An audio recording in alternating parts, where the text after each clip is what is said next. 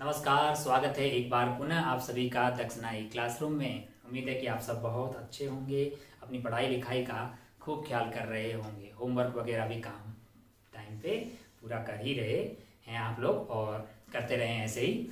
हम बातें कर रहे थे रे ऑप्टिक्स की। अभी तक हमने जो बातें की है वो हमारी बातें कहाँ तक पहुँच गई है। हमने रिफ्लेक्शन का खेला खेला, रिफ्लेक्शन के लॉ ऑफ रिफ्लेक्शन को सीखा। अगर मैं पूरी अभी तक जो पढ़ा है उसको समराइज करूँ तो हमने जो बातें की है वो दो तरह की बातें की है, रिफ्लेक्शन की और रिफ्रैक्शन की।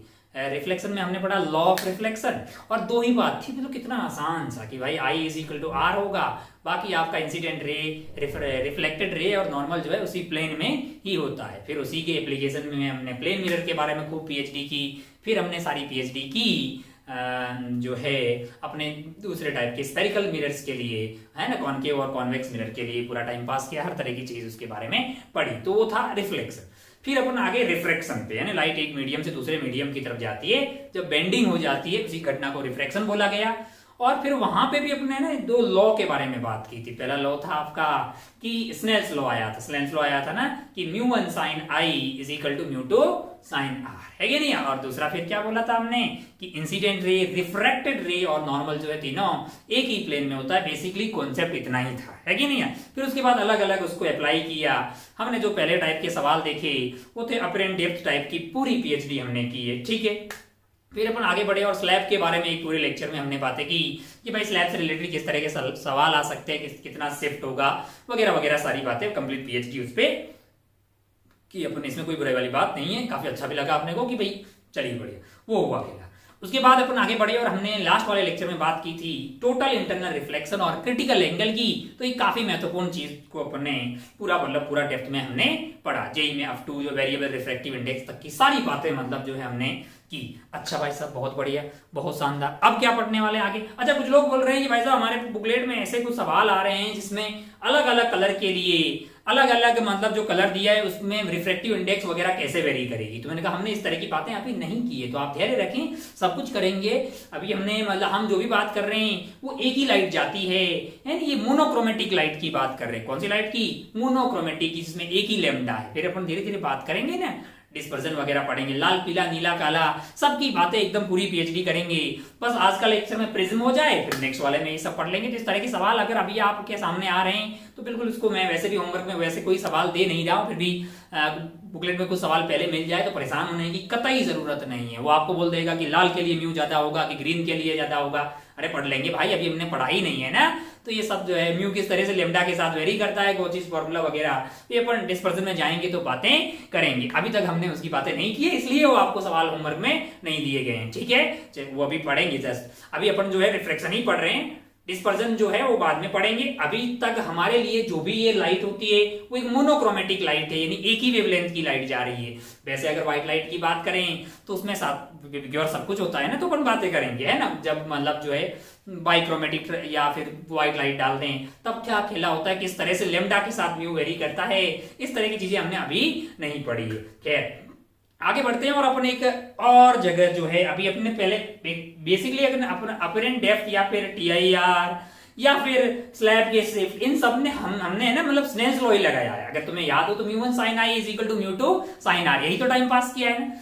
अगर स्लैब के केस में देखूं तो वो जो टाइम पास मैंने किया था उसमें दो सरफेस के ऊपर मैंने लगाया था और दोनों सरफेस कैसी थी? आपस में पैरेलल थी। दोनों सरफेस आपस में कैसी थी? पैरेलल थी। अब अगर मैं ही वही बेसिकली लगाया तो स्नेल्स लॉ ही था ना यार। तो अगर आप ध्यान से देखें तो अपने पैरेलल दो सरफेस के बीच में तो स्नेल्स लॉ लगा के टाइम पास किया ही है। अब मान लीजिए कि ये दोनों सरफेस पैरेलल ना होके दोनों के बीच में कुछ और एंगल आ जाए, है कि नहीं है ना, तब अपन जो है एक नई चीज के बारे में बात करते हैं। वो बात होती है प्रिज्म की, है कि नहीं है। चलिए तो अपन खेला शुरू करते हैं। बेसिकली आपको समझ में आ गया कि लगने वाला तो यार स्नेल्स लॉ ही है। बेसिकली पिछली बार में हमारे पास जो दोनों सरफेस थी वो पैरेलल थी, यहाँ पे दोनों सरफेस के बीच में कुछ और एंगल है, उनके बीच में कुछ एंगल है, यानी और तब जो स्नेल्स लॉ के बारे में खेला खटेगा वो सारी बातें अपन करने वाले हैं प्रिज्म के अंदर। अच्छा भाई साहब, बहुत बढ़िया। आज का हमारा जो टॉपिक है वो है प्रिज्म। अच्छा, बहुत ही इंटरेस्टिंग, बहुत ही आपने देखा भी होगा सबने, प्रिज्म के बारे में हम बातें करने वाले। अच्छा भाई साहब, बहुत शानदार। चलिए तो खेला शुरू करते हैं प्रिज्म का। अब आपको एक बात समझ में आ गई कि कुल मिला के जो हमारे काम का है वो तो स्लेंज लॉ ही है और कुछ ज्यादा बहुत टफ चीज नहीं है। तो आपको इसको इस बात को इस पूरे चैप्टर को मतलब इस पूरे लेक्चर को इसी तरह से लेना है कि ये ऐसा कुछ नहीं है, बस बेसिकली जो है स्लेंज लॉ ही है, वो 2 बार लगने वाला है, 2 सरफेस पे लगेगा मतलब जो है, और वो सरफेस पिछली बार पैरेलल हुआ करती थी, इस बार एंगल पे है ना। अच्छा भाई साहब, अगर आप ध्यान से देखें, कभी आपने जिंदगी में प्रिज्म देखा हो, मैं एक प्रिज्म बना रहा हूं यहाँ पे, देखिए जरा ध्यान से कैसा दिखता है, क्या ऐसा दिखता है, ऐसे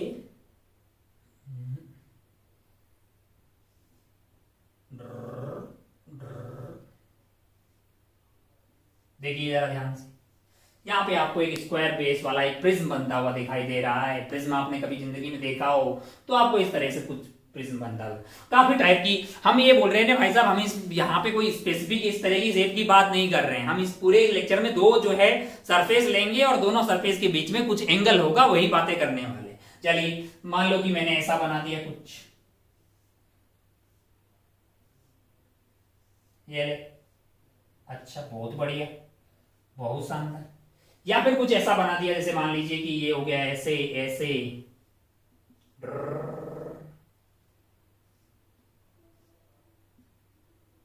इस तरह से ऊपर से मान लो काट पीट दिया है ना। चलिए, या फिर कुछ भी ऐसा रख दिया मान लो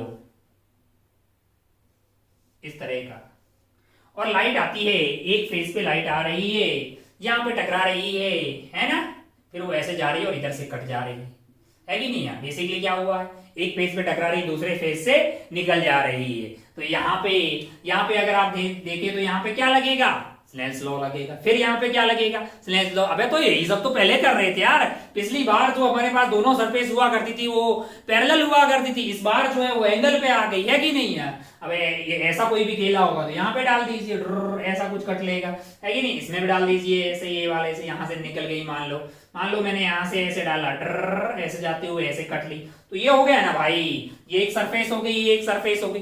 तो कुल मिला के मास्टर आपको यहाँ पे ये कहना चाह रहा है कि आप कोई प्रिज्म ऐसा, इसमें जो भी चीजें लग रही है ना उसको एक तरह से आप एक कॉन्सेप्ट की तरफ समझिए, एक ऐसी विचारधारा है जो कहाँ लग रही है। प्रिज्म बेसिकली एक विचारधारा, प्रिज्म बोल दूं या इस तरह की जो भी है वो एक विचारधारा है, जहां पे क्या लगेगा, स्लेंज लॉ लगेगा। कौन सी, 2 सरफेस पे लगेगा भाई साहब, दोनों ही सरफेस के बीच में कुछ एंगल होगा। अच्छा, धीरे धीरे आगे बढ़ते हैं। मान लो इस वाले केस में अपन बात करें तो हम जो है स्लेंज लॉ लगाएंगे पहले इस वाली सरफेस पे, फिर इस वाली सरफेस पे, और इनके बीच में एक एंगल बनता हुआ दिखाई दे रहा है। और अगर मैं इसको प्रिज्म बोल दूं, स्क्वायर बेस वाला, तो इस एंगल को प्यार से बोला जाता है एंगल ऑफ प्रिज्म। क्या बोलते हैं, एंगल ऑफ प्रिज्म। तो ये छोटी छोटी बातों से अपन खेला को शुरू कर रहे हैं कि यार एंगल ऑफ प्रिज्म क्या होता है, angle of prism, angle of prism. Angle of prism क्या होगा, वो 2 सरफेस जिसके बीच में अपन जो है रिफ्रैक्शन, दोनों सरफेस के बीच में रिफ्रैक्शन लेने वाले हैं, उनके बीच का angle between 2 surfaces through which light ray crosses, उन दोनों सरफेस के बीच का एंगल को प्यार से क्या बोल दिया जाएगा, एंगल ऑफ प्रिज्म। अच्छा भाई साहब, बहुत बढ़िया, बहुत शानदार। मान लो कि एक सरफेस ऐसे होगी, एक सरफेस ऐसे, अभी तो चल रहे थे भाई साहब, ऐसे भाव क्यों खा रहे हो अभी यार, ये ऐसा हो गया। मान लो कि लाइट इधर से आई, ऐसे गई और फिर इधर कट गई, तो इस सरफेस और इस सरफेस के बीच में ये जो एंगल बन रहा है, इसी एंगल को प्यार से बोला जाता है एंगल ऑफ प्रिज्म। अच्छा भाई साहब, इसको ए से रिप्रेजेंट करते हैं। मान लीजिए ये 50 डिग्री है, ये 60 डिग्री है, ये 70 डिग्री है, तो आपको बोले कि इस पर्टिकुलर केस में एंगल ऑफ प्रिज्म क्या है, तो तू बोलेगा भाई साहब 50 डिग्री। क्या बोलेगा, 50 डिग्री। लेकिन अगर ये लाइट जो है ऐसे आने की बजाय ऐसे आई होती, यहाँ पे टकराई, इधर की तरफ कट ली मान लो, तो क्या ये प्रिज्म में कोई चेंज हुआ, क्या ये जो फिजिकली ये जो मटेरियल था, ये जो आइटम है, इसमें कोई चेंज हुआ क्या, नहीं। लेकिन तुझे बोले कि इस वाले केस में एंगल ऑफ प्रिज्म क्या है, तो तुझे कुछ रटना नहीं है कि भाई एंगल ऑफ प्रिज्म यही होता है ऊपर वाला, नहीं भाई, ये किनके बीच में होता है, जिन दो सरफेस के बीच में रिफ्रैक्शन हो रहा होता है। तो क्या इस वाले केस में, ग्रीन लाइट वाले केस में, क्या मैं एंगल ऑफ प्रिज्म को 50 लूंगा कि 70 लेना चाहिए, मुझे लेना चाहिए 70 डिग्री। इस पर्टिकुलर केस में एंगल ऑफ प्रिज्म क्या हो जाएगा, 70 डिग्री। और अगर मैं टाइम पास करूं, मान लो ऐसे कर लूं कि इधर से लाइट को भेज दूं, है कि नहीं यार, वो यहां से कुछ रिफ्लेक्ट कर तो इधर की तरफ कट ले, तो इस वाले केस में मैं एंगल ऑफ प्रिज्म को क्या बोलूंगा, 60 डिग्री। तो तेरे को एक बात समझ में आ गई कि भाई साहब ऐसा कोई प्रिज्म रखा हो और जो टॉप में एंगल बनता हो वही एंगल ऑफ प्रिज्म नहीं होता भाई साहब। एंगल ऑफ प्रिज्म क्या होता है, जिन दो सरफेस के में से लाइट क्रॉस करके जा रही है, यानी रिफ्रैक्शन हो रहा है दो बार, यानी दो बार स्नेल्स लॉ लग रहा है, उनके बीच के एंगल को प्यार से बोला जाता है एंगल ऑफ प्रिज्म। छोटी छोटी बातें अपन ने सीखी भाई साहब, एंगल ऑफ प्रिज्म क्या होता है, ये क्या होता है, वो क्या होता है, अपने को समझ में आया कि बेसिकली प्रिज्म में कुछ खास बातें नहीं करने वाले हैं, काफी इंपोर्टेंट बातें करने वाले हैं, लेकिन डरने वाली बातें बिल्कुल नहीं है। बेसिकली अपन करने वाले हैं सारा स्नेल्स लॉ ही, स्नेल्स लॉ लगाएंगे दो पैरेलल सरफेस में जिनके बीच का एंगल कुछ रहेगा, और जो बीच का एंगल रहेगा उसी को प्यार से एंगल ऑफ प्रिज्म बोला जाता है। अपने को काफी अच्छा लगा कि भाई साहब पढ़ते हैं आगे। चलिए और टाइम पास करते हैं। बोर्ड साहब मिटो आप जल्दी जल्दी, हमको बहुत बातें करनी है आज, काफी इंपोर्टेंट लेक्चर, अच्छे से आप समझते जाएं, आपसे तमाम सवाल होंगे, तमाम मतलब तमाम, है ना। चलिए मान लीजिए कि अपन ने इस तरह का ट्रायंगुलर फेस वाला एक प्रिज्म ले लिया है ना। अच्छा बहुत बढ़िया, बहुत शानदार। लाइट मान लीजिए इधर से आई, इधर से लाइट आई, आगे क्या होगा, मैंने कहा हमको कुछ नहीं पता है भाई, आगे तो यहाँ पे रिफ्रैक्शन होगा। मान लीजिए कि यहाँ का रिफ्रैक्टिव इंडेक्स 1 है और यहाँ का म्यू है, तो हमको सिर्फ इतना पता है कि लाइट एक मीडियम से दूसरे मीडियम में जा रही है, तो यहाँ रिफ्रैक्शन होगा, और रिफ्रैक्शन के लिए लॉ ऑफ रिफ्रैक्शन देखा हमने, लॉ ऑफ रिफ्रैक्शन बोल रहा है कि यहाँ पे नॉर्मल बना दीजिए, तो हमने बना दिया। हमको ऐसा लगा कि भाई लाइट जो है अब नॉर्मल के पास में आएगी, मैंने मान लिया कि ऐसे आ गई है, फिर लाइट यहां से एक मीडियम से दूसरे मीडियम में ट्रांसफर हो रही है, तो फिर से हमें क्या करना चाहिए, लॉ ऑफ रिफ्रैक्शन का यूज करना चाहिए। उसने फिर बोला कि लाइट जो है इस बार नॉर्मल से दूर कट लेगी, तो मैंने ऐसा बना लिया भाई साहब। ओहो, अब अगर आप ध्यान से देखें तो आपने देखा होगा ना कि भाई अच्छा, और ये सरफेस और ये सरफेस के बीच में जो है को क्रॉस करके लाइट जा रही है, तो क्या मैं इस वाले एंगल को ए बोल दूं? यस, ए क्या है, एंगल ऑफ प्रिज्म। ए क्या है, एंगल ऑफ प्रिज्म। अपने को काफी अच्छा लगा। और अगर आप ध्यान से देखें तो ये मेरे लिए है आई, आई क्या है, इंसिडेंट एंगल। अच्छा भाई साहब, और ये क्या है, ये जो रे आ रही है यहां से यहां तक, इसको बोलेंगे इंसिडेंट रे। कौन सी रे, ये सब मैं लिख नहीं रहा हूं यार, क्यों लिखे, मतलब बहुत छोटी छोटी बातें हैं। इसको बोल दिया गया इंसिडेंट रे, आई को क्या बोला, इंसिडेंट एंगल। अच्छा ये वाले एंगल को मैं आर बोल रहा हूं, लेकिन आर दो आएंगे इसलिए मैं इसको R1 बोल रहा हूं। पहली वाली सरफेस से जो रिफ्लेक्टेड एंगल आ रहा है इसको मैंने R1 बोल दिया, काफी अच्छा लगा अपने को। और ये वाले एंगल को मैंने बोल दिया R2। फिर लाइट यहां से बाहर चली जा रही है, ये मीडियम और ये मीडियम सेम है, और ये वाले एंगल को मैं E बोल रहा हूं। E क्या है, इमरजेंट एंगल। क्या है, एंगल ऑफ इमरजेंस या फिर इमरजेंट एंगल, इमरजेंट एंगल, क्योंकि यहां पे लाइट जो है वो इमरजेंट कर जा रही है, यानी। और इस वाली रे को क्या बोला जाएगा, इमरजेंट, इमरजेंट रे। अच्छा भाई साहब बहुत बढ़िया। लोग बोले इसमें क्या है, मतलब कुछ भी नया नहीं है, परेशान होने की कतई जरूरत नहीं है। अब अगर आप ध्यान से देखें तो आपको छोटी छोटी बातें करते हैं, इसमें टाइम पास करते हैं कि क्या पूछ सकता है, डेविएशन वगैरह पूछेगा तो हम तो पहले ही करते आए भाई। रिफ्लेक्शन में क्या हमको नहीं पता कि डेविएशन क्या है। इस लाइट को सीधा सीधा आगे ले जाओ तो ये लाइट यहाँ पे डेविएट हो गई है, मैं इस वाले डेविएशन को डेल्टा 1 बोल रहा हूं। कौन से वाले को, पहली वाली सरफेस पे रिफ्लेक्शन होने के बाद में लाइट जो है इस पर्टिकुलर केस में क्लॉकवाइज डायरेक्शन में घूम गई है, इसी डेविएशन को मैंने प्यार से बोल दिया डेल्टा 1। अच्छा भाई साहब बहुत बढ़िया, बहुत शानदार। फिर लाइट जो इधर जा रही है और यहाँ पे लाइट जो है फिर से घूम गई इधर की तरफ, तो इस वाले के डेविएशन को मैंने बोल दिया डेल्टा 2। मेरे दिल में आया कि आओ यार डेल्टा नेट निकालते। क्या निकालते हैं, डेल्टा नेट, क्योंकि क्या हो जाएगा, डेल्टा 1 प्लस डेल्टा 2। तो पहले अच्छा दोनों, अच्छा ये वाला भी क्लॉकवाइज है, क्या है, CW यानी क्लॉकवाइज, और ये वाला भी क्लॉकवाइज है। अच्छा बहुत बढ़िया, देखने से लग रहा है बाकी अपन वैल्यू वैल्यू भी पता कर सकते हैं। आइए पता करते हैं कि बेसिकली जो है ये वाला डेल्टा 1 क्या होगा, ये वाला डेल्टा 2 क्या होगा। अब आप ध्यान से देखें, ध्यान से देखें तो अपन जो है डेल्टा 1 को अगर आप देखो तो ये पूरा ये एंगल आई है, तो ये पूरा एंगल क्या होना चाहिए, आई।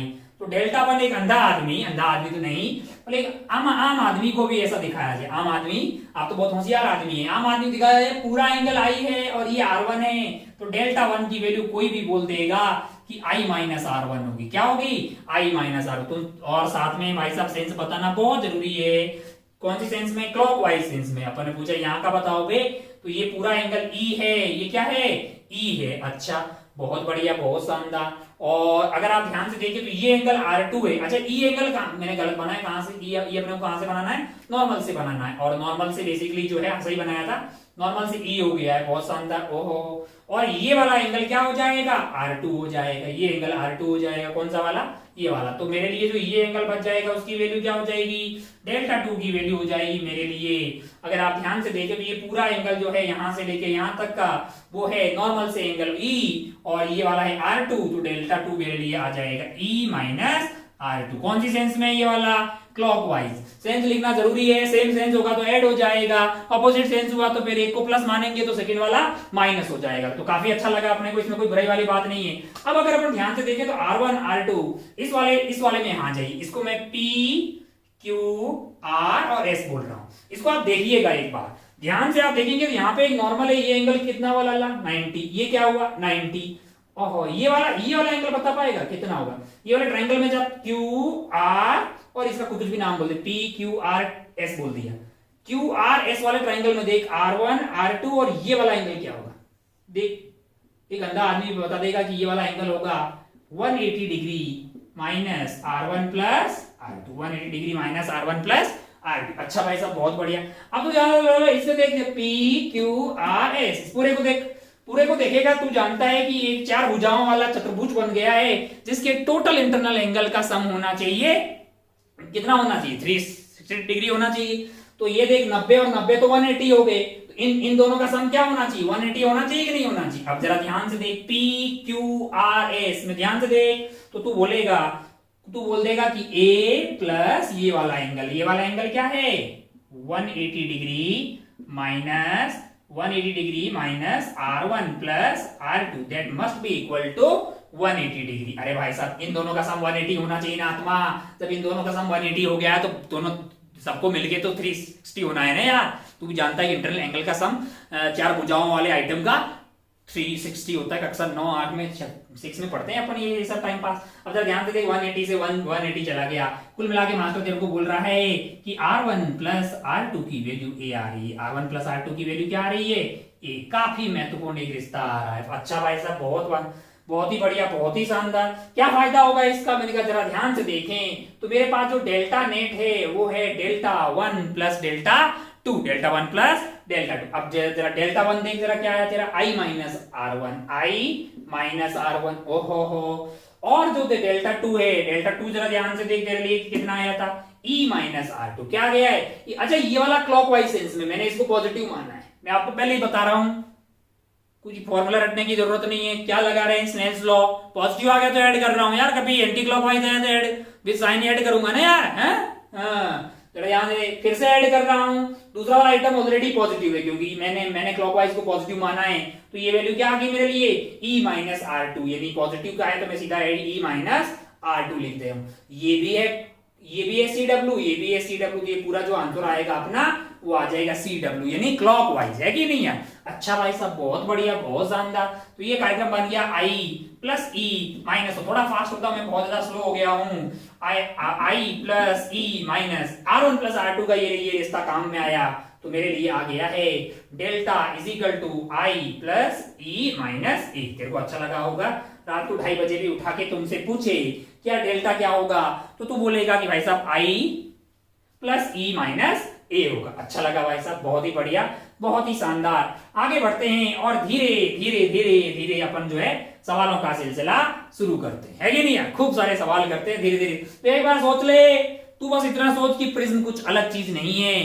प्रिज्म तो बेसिकली एक विचारधारा है, एक कॉन्सेप्ट है। बेसिकली स्नेल्स लॉ ही है यार। 2 सरफेस है जिनको मतलब एंगल पे रख दिया है ना? 2 बार लगाना है यार उन दोनों सरफेस के बीच के एंगल को, एंगल ऑफ प्रिज्म बोल दिया। बाकी तो मतलब कुछ भी नई चीज नहीं है ना।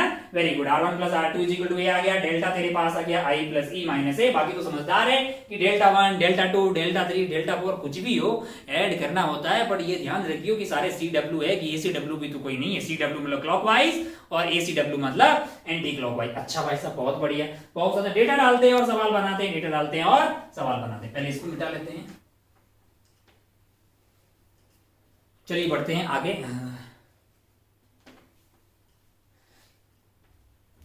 चलिए बढ़ते हैं,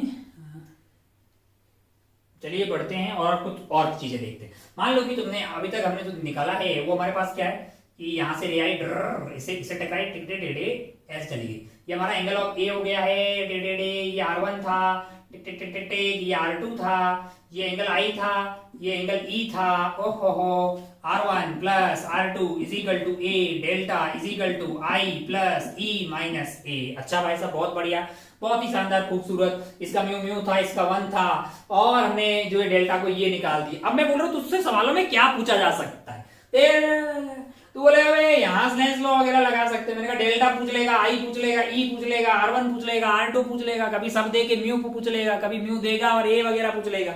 तू क्या क्या कर सकता है। मैंने कहा ये रिश्ता पता है, ये रिश्ता पता है, बाकी तू यहाँ स्नेल्स लॉ लगा मस्त एकदम भन्नाट। 1 into sine I must be equal to mu sine R1। लगाएगा कि नहीं लगाएगा, देख जरा, और बोल जरा, और बोल, और यहाँ पे लगा सकता है तू mu sine R2 is equal to 1 sine e. ले देख ले यार, यही तो सब लगा सकता है। ये 4 रिश्ते हैं, बाकी उसी से कुछ इंफॉर्मेशन दी जाएगी और तुमसे सवाल पूछे जाएंगे।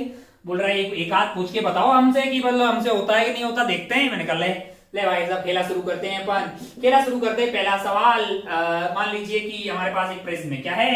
हमारे पास एक प्रिज्म है और इस प्रिज्म का रिफ्रैक्टिव इंडेक्स मान लीजिए दिया हुआ है आपको √2। अच्छा भाई साहब, बहुत बढ़िया, बहुत ही शानदार, बेहतरीन। पेन जी भाई साहब आप बढ़िया चलिएगा। हाँ, हमारे बच्चों लोगों को साफ साफ दिखना चाहिए। इधर से रे आई, इससे टकराई, रे से टकराई और तुमसे बोला गया कि रे टकराई है 45 डिग्री के एंगल पे, और ए की वैल्यू मान लेते हैं अपन की कितनी दी हुई है, मान लेते हैं कि दी हुई है 75 डिग्री। कितनी दी हुई है? 75 डिग्री। और तुमसे क्या पूछा?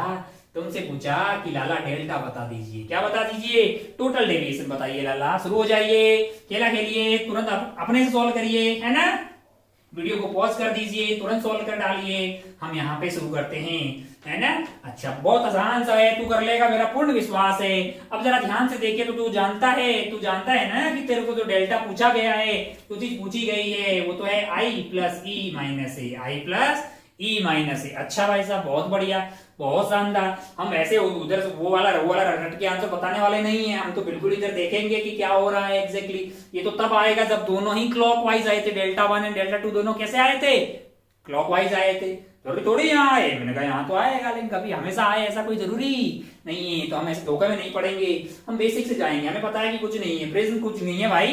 प्रिज्म तो एक कॉन्सेप्ट है, एक विचारधारा है जो कि 2 इंक्लाइन सरफेस के ऊपर लगाया जाता है। 2 बार स्नेल्स लॉ लगाना, बाकी टाइम पास करने का। तो पहले हमने लगाया कि 1 into sine 45 degree must be equal to √2 into sine R1। अगर आप ध्यान से देखें तो ये हो गया है 1/√2 is equal to 1/√2 sign R1, है ना। थोड़ा सा पढ़ा लिखा आदमी बोल देगा कि R1 की वैल्यू आ गई है। मान लो कि ये जो √2, सॉरी ये √2 है, तो ये √2 इधर आएगा तो 1/2 हो जाएगा। तो R1 की वैल्यू आ गई 30 डिग्री। क्या आ गई है? 30 डिग्री। ओहो, तुरंत आप बना ले, ये 30 डिग्री पे जाएगा ऐसे। मान लीजिए कि ये एंगल क्या हो गया है? 30 डिग्री। अपन जानते हैं कि R1 प्लस R2 क्या होना चाहिए, और यहाँ पे नॉर्मल डालोगे तो R1 आपका ऐसा आ गया है, R2 आपके पास ऐसा आएगा, यानी जैसा हमने सेंस माना था। R1 plus R2 must be equal to 75 degree. अगर ये 30 डिग्री है plus R2 is equal to 75 degree, तो R2 की वैल्यू आ गई 45 डिग्री। क्या आ गई है? 45 डिग्री। तो ये वाला एंगल क्या हो गया है? 45 डिग्री। अब मैं फिर से क्या स्नेल्स लॉ लगाऊंगा? मैंने कहा हाँ, क्या बोले भाई साहब? √2 into sine 45 degree must be equal to यहाँ का 1 इंटू साइन ई। अरे आगे नहीं यार, ये वाला ऐसे भाग जाएगा तो ये वाला एंगल क्या हो जाएगा? ई हो जाएगा कि नहीं हो जाएगा? √2 into sine 45 1/√2 is equal to sine e. ध्यान से देखो तो ये 1 आ गया है। साइन ई की वैल्यू क्या आ गई है? 1। इसका मतलब अगर आप ध्यान से देखें तो ई की वैल्यू आ गई 90 डिग्री। ई की वैल्यू क्या आ गई है? 90 डिग्री। ओहो, इसका मतलब रे जो है ऐसे जा रही होगी। कैसे जा रही होगी? ऐसे जा रही होगी, है कि नहीं? ऐसा हम तो बोल रहे हैं कि भाई साहब मतलब मस्त एकदम जो TIR वाली कंडीशन हो गई है। मतलब हमको तो लगता है 45 डिग्री जो है वो क्रिटिकल एंगल होना चाहिए। वैसे अपने डेटा ऐसे ही रखे रैंडमली, लेकिन अपना आंसर मस्त आ गया। ध्यान से आप देखो, sine theta c must be equal to mu rarer 1/√2। ओ थीटा सी क्या आ रहा है? 45 डिग्री। तो ये जो एंगल था वो वैसे क्रिटिकल एंगल ही हो गया है, मतलब जस्ट रे ऐसे हो गई है। तो आपके पास जो ई की वैल्यू आ रही है वो 90 डिग्री आ गई। यहां पे भी रे घूमी है ऐसे और यहां पे भी रे घूमी है ऐसे, यानी कि डेल्टा 1 डेल्टा 2 दोनों कैसे आ रहे हैं, सी डब्ल्यू सी डब्ल्यू, यानी दोनों क्लॉकवाइज आ रहे हैं। तो हमारा आंसर जो है यही आना चाहिए, यानी आई प्लस ई माइनस ए। आई की वैल्यू क्या है 45 डिग्री, क्या है 45 डिग्री। ई की वैल्यू क्या आ रही है 90 डिग्री आ रही है, और ए की वैल्यू क्या है 75 है ना। तो ये जोड़ जोड़ दीजिए भाई, ये तुम्हारे पास हो गया है 135 माइनस 75, ठीक है। 5 से 5 गए और जो है 7 और 6 13, यानी 60 डिग्री तेरे पास जो है आंसर हो जाएगा। 60 डिग्री इज द डेल्टा, कौन सी सेंस में, क्लॉकवाइज सेंस में। ये है आपका आंसर, आपका भी आ गया होगा। बहुत ही बढ़िया, बहुत ही खूबसूरत। आगे बढ़े क्या, बिल्कुल आगे बढ़ते हैं। डेटा बेटा चेंज करते हैं, नया सवाल बनाते हैं। लोग बोले बहुत इजी है भाई, हाँ बिल्कुल, आप एक और सवाल सोल्व करें, सब इजी है। तो आराम से करता जा, धीरे धीरे आगे बढ़ता जा।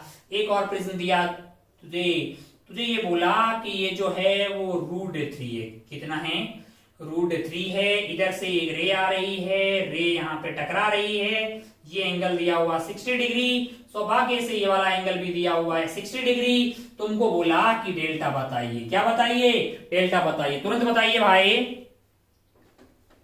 तुरंत तुरंत बता दीजिए।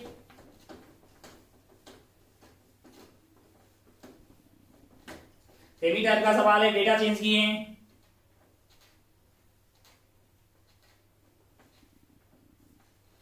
तुरंत तुरंत बताइए,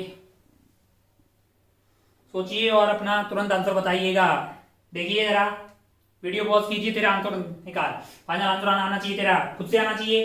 तेज रफ्तार से आगे बढ़ते हैं अपन, और यहाँ पे देखते हैं कि भाई ये रे कैसे जाएगी। यहाँ का एंगल R1 मान लिया, तो अगर आप ध्यान से देखें तो 1 into sine 60 degree must be equal to √3 into sine √3 into sine R1, sine R1 क्या होगा, ये रे ऐसे जाएगी, तो ये वाला एंगल R1 हो गया, और यहाँ पे जो एंगल R2 हो जाएगा, ये ऐसे जाएगी। अब मैंने ऐसा बनाया है, जाएगी नहीं जाएगी वो चेक करते हैं।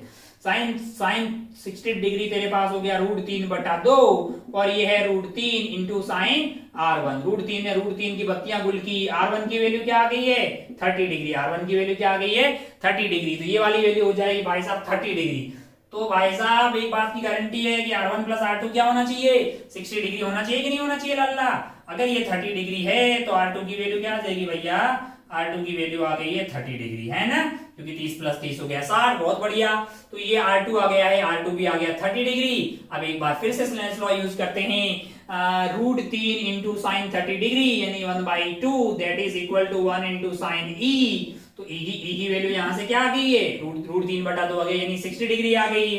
तो ये ऐसा हुआ है। तो अगर आप ध्यान से देखें तो यहाँ पे भी डेविएशन जो आ रहा है वो क्लॉकवाइज डायरेक्शन में आ रहा है कि नहीं आ रहा है यार। मतलब ये जो है ऐसे रे चलेगी तो ये डेल्टा 1 जो है वो CW सेंस में, और यहाँ पे भी जो डेविएशन आएगा डेल्टा 2 वो दोनों ही कौन सी सेंस में, क्लॉकवाइज सेंस में। तो क्या मैं पक्का बोल सकता हूं कि मेरे पास जो आंसर आएगा delta is that is i plus E minus A. लोग बोले ये तो डेरिवेशन से आया था, मैंने कहा हाँ डेरिवेशन से आया था, बट वहां पे दोनों ही जो डेल्टा थे वो CW सेंस में थे, यानी दोनों ही क्लॉकवाइज थे, तभी आपका आंसर जो है डेल्टा इक्वल आई प्लस ई माइनस ए सही होगा।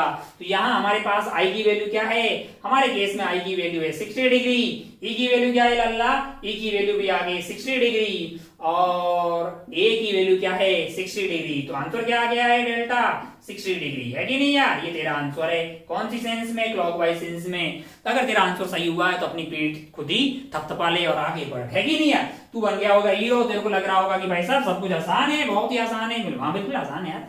चलिए थोड़ा सा इसमें अगर मान लो कि अलग करें, मान लो कि यही डेटा रखते हैं, डेटा यही रखते हैं, और जो एंगल ऑफ प्रिज्म है मैं उसको परिवर्तित कर रहा हूं। जरा कितना कर रहा हूं, कुछ कम कर देते हैं। मान लो कि मैंने इसको कर दिया है 15 डिग्री। कितने डिग्री 15 डिग्री। थोड़ा सा पिचका दिया है, काफी मतलब पिचका दिया, तेरे को दिखे अच्छे से, इसलिए मैंने इसको बोल दिया 15 डिग्री। एंगल ऑफ प्रिज्म है 15 डिग्री, और म्यू वही है जो पिछले वाले सवाल में था √3। तुमसे सवाल वही पूछा है, डेल्टा नेट बताइए, डेल्टा नेट मतलब डेविएशन ऑफ लाइट नेट बताइए। शुरू हो जाइए, अपना काम शुरू कीजिए। अब तेरा देख, आराम से करना, सही होना चाहिए। बेसिक कॉन्सेप्ट से जा, delta is equal to I plus E minus A हमेशा नहीं होता, है ना, वो कब तभी होगा जब delta one and delta two दोनों ही सेम सेंस में, यानी उस पर्टिकुलर केस में हमारे पास CW यानी क्लॉकवाइज में थे। अच्छा, ये सवाल में कुछ गड़बड़ होगा? हाँ, सोच के देख। ए बहुत छोटा है, ए हमारे पास बहुत छोटा। अब क्या होगा, यहाँ ध्यान से देखें, मैं इस वाले को थोड़ा जूम करके बड़ा बना देता हूं ताकि तेरे को समझने में आसानी रहे, है ना। इसको बड़ा बना देते हैं, प्रिज्म को बड़ा बना देते हैं। एंगल बहुत ही छोटा है।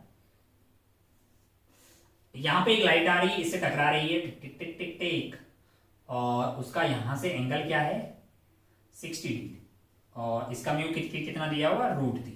हम यहां चेक करना चाह रहे हैं भाई साहब यहाँ पे क्या होगा। अगर आप ध्यान से देखें तो आप बोलेंगे साहब 1 into sine 60 degree must be equal to √3 into sine R1। मैंने कहा हाँ बिल्कुल, इसमें कोई बुराई वाली बात नहीं है। ये ए दिया हुआ 15 डिग्री, सॉल्व किया तो R1 अंधा आदमी बता दे कि ये √3/2 is equal to √3 sign R1। ये हो गया √3 से √3 गया, मतलब sine R1 is equal to half. R1 की वैल्यू क्या आई 30 डिग्री। अब आप विचार करके देखिए 15 डिग्री बहुत कम होगा, मैंने वैसे बड़ा बनाया, 15 डिग्री बहुत कम होगा, ये ऐसी होगी, है कि नहीं यार। तो ये रे निकलेगी तो जरूर, लेकिन जाएगी ऐसे। कैसे जाएगी? ऐसे गई भाई साहब।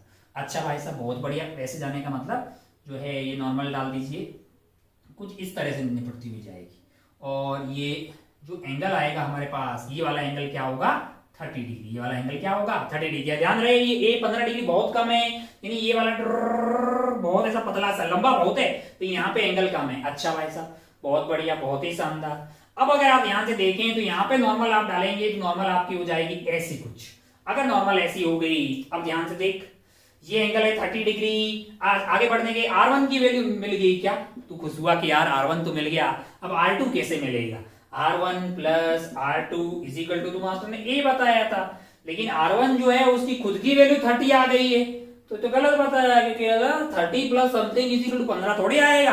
मैंने कहा याद कर, तेरे पास जब तो R1 था उसकी सेंस क्या थी? अगर तुझे याद हो तो तू बोलेगा कि नॉर्मल ऐसा था, R1 इस सेंस में था और R2 इस सेंस में था। तो R1 तो अपने सही सेंस में है, लेकिन R2 जो है उसकी ऑपोजिट सेंस में होगा ऐसा। और R1 प्लस R2 क्या होना चाहिए 15 डिग्री, यानी R1 तेरे को 30 डिग्री दिया हुआ है और R2 की वैल्यू पता नहीं कुछ होनी चाहिए कि आंसर 15 आ जाए। तू बोलेगा R2 is equal to -15 degree, यानी कि इस सेंस में कितना होना चाहिए 15 डिग्री। इसका मतलब R2 है ही उसी सेंस में भाई।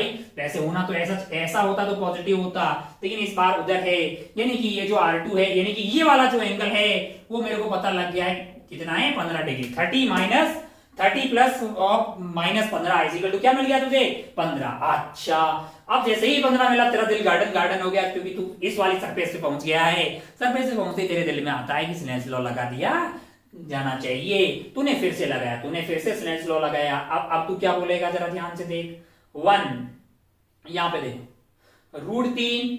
√3 into sine 15 degree, √3 into sine 15 degree must be equal to. अच्छा यहाँ पे अगर आप ध्यान से देखें तो नॉर्मल से दूर जाएगी रे, ऐसे भाग जाएगी। ये वाला एंगल क्या हो जाएगा E हो जाएगा। ये वाला एंगल क्या हो जाएगा E, यानी 1 इंटू साइन E। आना चाहिए कि नहीं आना चाहिए खुद ही बता दे तू।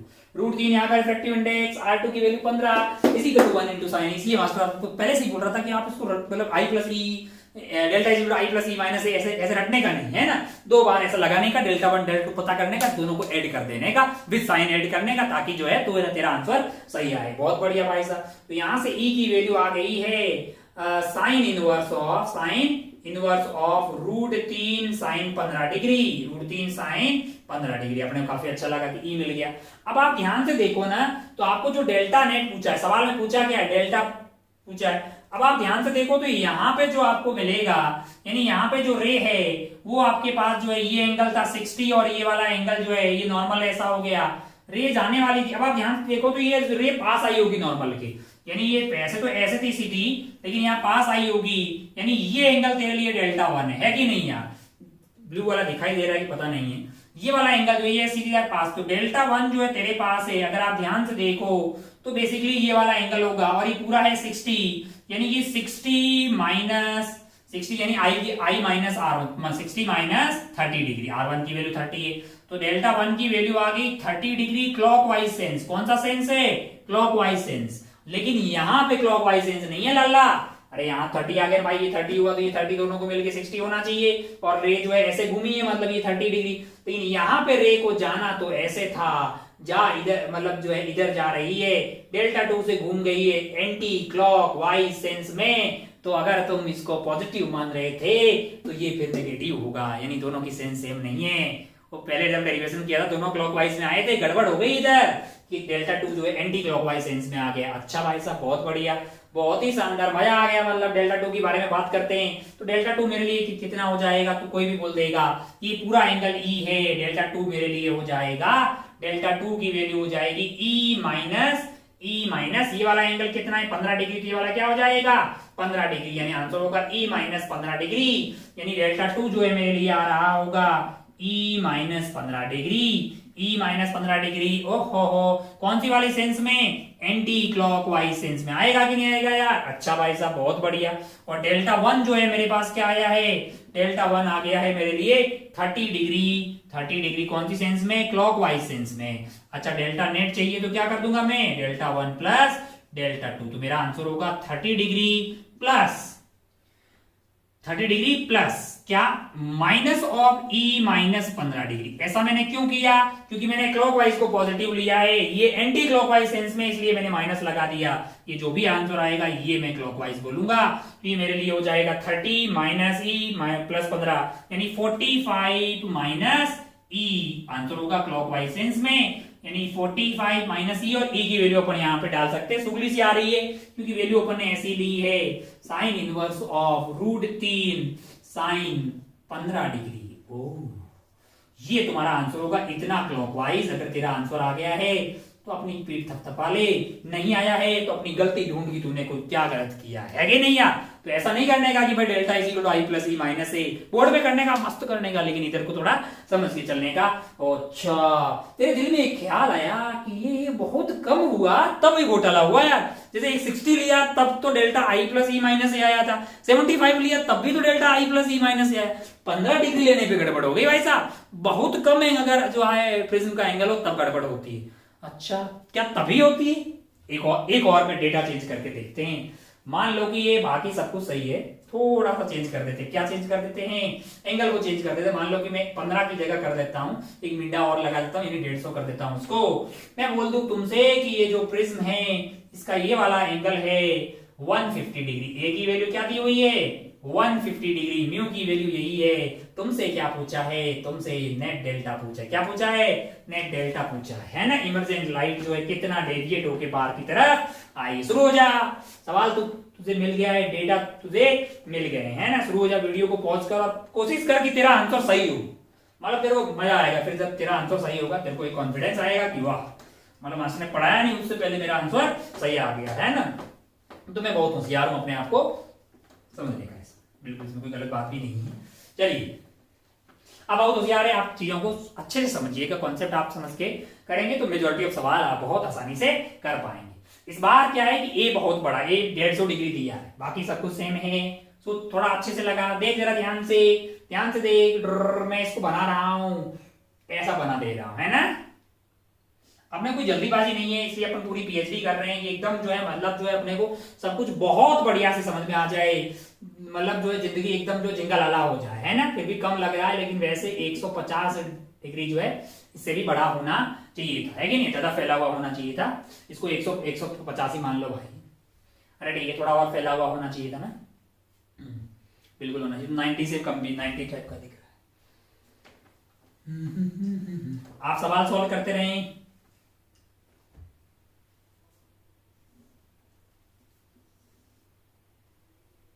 बहुत हो गया है, बोर्ड इसी से भर जाएगा, फिर हम सवाल कहां सॉल्व करेंगे। हट मार्कर जी, चलो बढ़िया से चलो भाई। हाँ, ये प्रिज्म हो गया। ये वाला एंगल मान लीजिए कि क्या है 150 डिग्री है, बहुत बढ़िया भाई साहब। और इसका जो म्यू है तुमको दिया हुआ है √3। इधर से एक रे आ रही है, क्या आ रही है, रे आ रही है, वो जो यहाँ पे टकरा रही है, इसका ये वाला एंगल आपको 60 डिग्री दिया। और भाई साहब शुरू हो जा, तुमसे पूछा क्या है, नेट डेल्टा पूछा। शुरू हो जा, शुरू तो हो ही रखा है। अच्छा, ये सीधी है, बहुत बढ़िया। मार्कर जी आप बहुत घटिया चुके हैं। चलिए आइए अपन खेला को शुरू करते हैं। हमें हमें क्या आता है? हमें कुछ नहीं आता, हमें एक स्नेल्स लॉ आता है और उसी से सारा काम चलाते हैं, है ना। मतलब हमको लॉ ऑफ रिफ्रैक्शन आता है बेसिकली। सेकंड वाला बात तो कोई बहुत खास है नहीं, तो पहली वाले का ही उपयोग करते हैं। यहाँ पे लगाया हमने बोला 1 इंटू साइन 60 डिग्री हो गया मेरा √3/2 इज इक्वल टू, मैंने कहा इसका म्यू मैंने तेरे को √3 दिया था, साइन R1 क्या आ गया है? Sign R1। तूने बोला कि R1 की वैल्यू आ गई 30 डिग्री, है ना। कैसे बोला मैंने? √3 से √3 कट गया, sign R1 is equal to 1/2। ये तभी हो सकता है जब R1 की वैल्यू क्या हो? 30 डिग्री। ओह अच्छा, मतलब अब रे पास में आएगी और उसका इस नॉर्मल से एंगल क्या होगा? 30 डिग्री होगा। क्या होगा? 30 डिग्री। अच्छा भाई साहब बहुत बढ़िया। मैं रे को इधर क्यों ला रहा हूं, उधर क्यों नहीं लेके जा रहा हूं? क्योंकि वो बहुत छोटा है भाई। ऐसा एंगल 150 डिग्री 180 ऐसा हो गया है ना, तो कुछ ऐसा है। अरे यार 180 तो ये बहुत है। तो रे आके क्या क्या क्या इस वाली सरफेस की तरफ आ रही? हाँ आई भाई साहब, आई आई आई आई, आने दो, आके इससे टकराई। अब इससे टकराएगी तो आपने देखा भाई साहब की, देखो पहले पता कर लेते हैं आई वगैरह यहाँ क्या सीन है। ये 30 डिग्री है और ये एंगल क्या है? 90 डिग्री। ये एंगल क्या है? 90 डिग्री। अच्छा इस सवाल में एक और चीज बोली गई, ये दोनों भुजाएं जो है इनकी लंबाई समान है, इनकी लंबाई समान है, ताकि ये दोनों एंगल पता करने की अपने को जरूरत पड़ेगी। तो अगर मान लीजिए आप यहाँ अटके हुए, अब सोल्व कर ले। ये दोनों जो है साइड से उनकी लेंथ जो है वो सेम है। ये लेंथ सेम होने से क्या फायदा होगा कि ये है 150 डिग्री, तो ये प्लस ये जो है इनका सम होना चाहिए 30, क्योंकि 180 टोटल होना चाहिए। अब ये साइड और ये साइड की लेंथ बराबर हो गई, तो ये वाला एंगल हो जाएगा 15 डिग्री। क्या होगा? 15 डिग्री। और ये वाला भी क्या हो जाएगा? 15 डिग्री। हालांकि फोटो में ज्यादा लंबी लग रही है, बट दोनों ही लेंथ जो है वो समान है। अच्छा भाई साहब बहुत बढ़िया। अगर आप ध्यान से देखें तो ये हो गया है 120 डिग्री और ये है 15 डिग्री, तो ये हो गया है टोटल अपना। और टोटल क्या होना चाहिए? टोटल होना चाहिए 180 डिग्री। तो ये वाला एंगल क्या हो जाएगा? ये हो गया 125 में 15 आप जोड़ दीजिए, मतलब सॉरी 120 में अगर आप 15 जोड़ देंगे तो हो गया है 135 में, तो आपको ये एंगल 45 आ गया, क्योंकि आप 180 में से उसको घटा देंगे। अच्छा ये एंगल 45 हुआ, तो ये वाला एंगल क्या हो जाएगा? 45। फिर क्या मैं लाइट को इधर लेके जाऊं कि इधर लाऊं? मैंने काफी सोचा, मेरे को ये बात समझ में आई कि यार एक रे √3 वाले से 1 की तरफ जा रही है, तो रिफ्रैक्शन होगा कि नहीं होगा वो तो इस बात पे डिपेंड करेगा कि angle of incidence critical angle से बड़ा है कि छोटा है। ओह, तो मुझे क्या क्रिटिकल एंगल पता करना चाहिए? हाँ, तो क्या क्रिटिकल एंगल भी यहाँ घुस जाएगा पीछे? मैंने कहा अगर आप ध्यान से देखें तो sine theta C is equal to 1 इसका रिफ्रैक्टिव इंडेक्स कितना है? √3। अगर आप ध्यान से देखें तो ये वाली वैल्यू जो है, क्या ये 45 डिग्री से बड़ी है कि छोटी है? हम ये तो पता कर सकते हैं ना कि ये 45 डिग्री, एग्जैक्ट वैल्यू तो नहीं बता सकते। जैसे 1/√2 है, 1/√2। तो अगर आप ध्यान से देखें तो 1/√2 जो है वो क्या है? बेसिकली साइन 45 डिग्री की वैल्यू, साइन 45 डिग्री की वैल्यू है हमारे पास 1/√2। तो ये वाली जो है वो 45 डिग्री से कम है। अरे भाई साइन तो इंक्रीजिंग फंक्शन है ना, √3 जो है वो √2 से बड़ा है कि नहीं है? √3 वैसे जो है √3 जो है वो √2 से बड़ा है, तो इसका मतलब एक बात की गारंटी है कि थीटा सी जो है वो इस बात की पक्का गारंटी है कि 1/√3 1/√2 से कम है। इसका मतलब साइन थीटा सी 45 डिग्री से कम है, और हमारा जो एंगल है वो 45 है, यानी हमारा जो 45 है क्या वो थीटा सी से बड़ा है? अगर वो थीटा सी से बड़ा है, तो क्या यहाँ पे TIR होना चाहिए? अरे तू समझ गया ना यार, एग्जैक्ट वैल्यू 1/√3 की तो कैलकुलेटर बता पाएगा, मैं तेरे को बता भी देता हूँ इसमें लैपटॉप में डाल के कितनी वैल्यू आएगी। इसको कैलकुलेट जब अपन कर रहे हैं मोबाइल लैपटॉप 35.26 अरे उसकी जरूरत भी नहीं, 35.26 आए। कितनी थीटा सी की वैल्यू आ रही है? 35.26। पहले वैसे आप चेक कर लेना कितनी आ रही है। कैलकुलेटर, साइंटिफिक कैलकुलेटर या फिर लैपटॉप में ऐप हो तो उसमें डाल के आप देख लो, आपको आंसर मिल सकता है कि नहीं। चल ठीक है, वो गोली मारे। हमारा काम क्या है? हमें ये पता लग गया कि भाई ये जो भी वैल्यू होगा साइन इंक्रीजिंग फंक्शन है, तो ये 45 डिग्री से कम है और हमारा एंगल तो 45 है। इसका मतलब हमारा जो इंसिडेंट एंगल है वो मतलब जो है थीटा सी से बड़ा है, तो मतलब TIR होगा। तो ये रे वापस टप्पा खा के इधर जाए। तो ये एंगल क्या हो गया? 45। ये 45 तो ये वाला 45, ये 45, ये 15, तो ये पूरा एंगल क्या हो जाएगा? 15 इसमें जोड़ दीजिए, तो ये 45 45 हो गया, ये 15 15 हो गया, तो ये पूरा एंगल क्या हो जाएगा 120, ये पूरा 120 एंगल हो जाएगा। और हम क्या करेंगे, मैंने कहा हम यहाँ पे नॉर्मल डालेंगे, ये एंगल होगा 90, तो ये एंगल क्या हो जाएगा 30। ओह, यहाँ पे अगर ये 30 हो गया, अब आप ध्यान से देखें तो आप फिर से स्लेंस लॉ लगाएंगे। अच्छा, आपको पता लग गया कि भाई अब रे जो है, हाँ अच्छा ये पता करना जरूरी था। अच्छा एक बात बताइए, हाँ कि 35.26 पता करना सही में जरूरी था कि नहीं था, क्योंकि अब यहाँ पे 30 डिग्री है, तो हमें ये पता होना चाहिए भाई तो अच्छा साइन 30 तो हमें पता है ना, साइन 30 डिग्री जो है वो हमारे पास 1/2 होता है। क्या होता है 1/2, और हमारे पास जो है साइन 30 डिग्री की 1/2 है, और हमारे पास जो साइन थीटा सी है उसकी वैल्यू है 1/√2। साइन थीटा सी की वैल्यू है 1/√3। तो अगर आप ध्यान से देखो तो √3 जो है, √3 जो है वो 2 से कम है कि नहीं यार। अगर √3 2 से कम है तो ये वाली वैल्यू जो है इससे बड़ी होनी चाहिए, यानी ये तो पक्का बोल सकते हैं कि थीटा सी जो है वो 30 डिग्री से बड़ा होगा और 45 डिग्री से कम होगा। वो तो मैंने कैलकुलेटर से पता कर लिया कि 35 आएगा, नहीं तो आप सवाल में अटकते नहीं, बगैर कोई कैलकुलेटर पे के भी अटकते नहीं। आपको पता है कि मतलब 30 नहीं है, 30 से बड़ा है। अगर वो 30 से बड़ा है तो फिर क्या टीआईआर होगा, नहीं होगा, तो क्या होगा रिफ्रैक्शन होगा। रिफ्रैक्शन होने के बाद में लाइट किधर जाएगी, मैंने कहा भाई 30 डिग्री 35.226 से कम है, यानी कि लाइट जो है बाहर की तरफ भाग जाएगी। या फिर से टीआईआर होता तो और टाइम पास चलता, लेकिन अब चलेगी, शुक्र है कि 1 2 तीसरे टप्पे के बाद वो चली गई। ये वाला एंगल क्या आएगा, ये एंगल पता किया जा सकता है क्योंकि हमारे पास ये है 1 नहीं, यहाँ √3 इंटू साइन 30 डिग्री क्या हो जाएगा, √3 into sine 30 degree is equal to हमारे पास यहां से आ जाएगा 1 इंटू साइन ई। क्या हो जाएगा 1 इंटू साइन ई। अच्छा भाई साहब बहुत बढ़िया, √3/2 इज इक्वल टू साइन ई। थोड़ा सा लेंथी सवाल हो गया, परेशान नहीं होना है। ये एंगल कितना आ गया है 60। आराम से इस वाले लेक्चर को पूरा एकदम जो है सीरियसली देखने का। √3/2 साइन ई की वैल्यू आ गई 60 डिग्री, तो ये वाला एंगल 60 डिग्री हो गया। अब आपसे पूछा कि नेट डेविएशन क्या है, तो मेरे दिल में आया कि 3 बार तो इसने मतलब जो है ऐसे टप्पा खाया है, तो 3 बार डेविएट हुई है यहाँ पे, तो ये मेरे लिए Δ1 है। ये मेरे लिए क्या है Δ1 है। कौन सी सेंस में, क्लॉकवाइज सेंस में। मेरे को काफी अच्छा लगा। यहाँ पे लाइट जा रही थी ऐसे, लेकिन टप्पा खा के उधर की तरफ घूम गई है।